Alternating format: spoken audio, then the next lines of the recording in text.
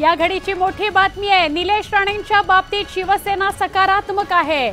मंत्री उदय सामंत यांनी न्यूज 18 लोकमतला ही माहिती दिली।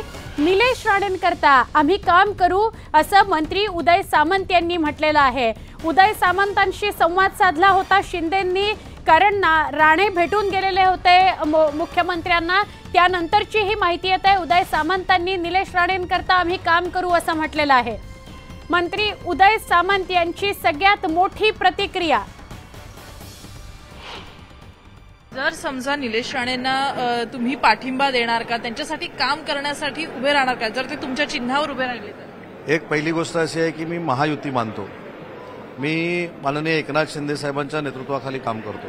त्याच्यामुळे एकनाथ शिंदे साहेबांच्या नेतृत्वाखाली, देवेंद्रजींच्या नेतृत्वाखाली जो काही निर्णय होईल त्याच्यातले माझे मान अपमान बाजूला ठेवून महायुतीचा मी प्रचार करेन। कारण शेवटी आम्हाला प्रत्येक जागा महत्त्वाची आहे आणि जो उमेदवार महायुतीचा उभा राहील तो कोकणामध्ये आणि महाराष्ट्रातला निवडून आला पाहिजे, याच्यासाठी मी प्रामाणिकपणाने काम करणार आहे। त्याच्यामध्ये दुमत असण्याचं काही कारण।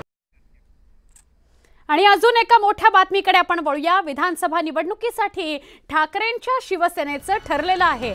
शिवसेना ठाकरे गटाच्या मॅरेथॉन बैठका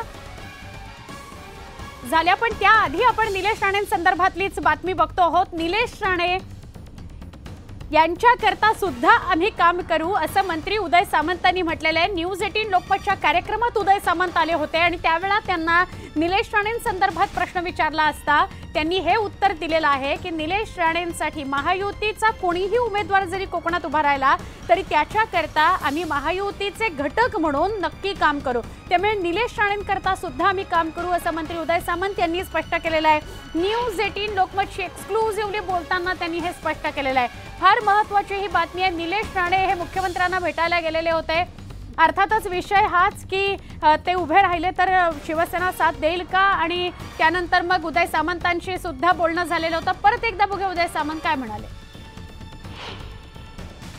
जर समजा निलेश राणेंना तुम्ही पाठिंबा देणार का, त्यांच्यासाठी काम करण्यासाठी उभे राहणार का, जर ते तुमच्या चिन्हावर उभे राहिले तर? एक पहिली गोष्ट अशी आहे की मी महायुती मानतो। मी माननीय एकनाथ शिंदे साहेबांच्या नेतृत्वाखाली काम करतो। त्याच्यामुळे एकनाथ शिंदे साहेबांच्या नेतृत्वाखाली, देवेंद्रजींच्या नेतृत्वाखाली जो काही निर्णय होईल त्याच्यातले माझे मान अपमान बाजूला ठेवून महायुतीचा मी प्रचार करेन। कारण शेवटी आम्हाला प्रत्येक जागा महत्त्वाची आहे आणि जो उमेदवार महायुतीचा उभा राहील तो कोकणामध्ये आणि महाराष्ट्रातला निवडून आला पाहिजे, याच्यासाठी मी प्रामाणिकपणाने काम करणार आहे। त्याच्यामध्ये दुमत असण्याचं काही कारण।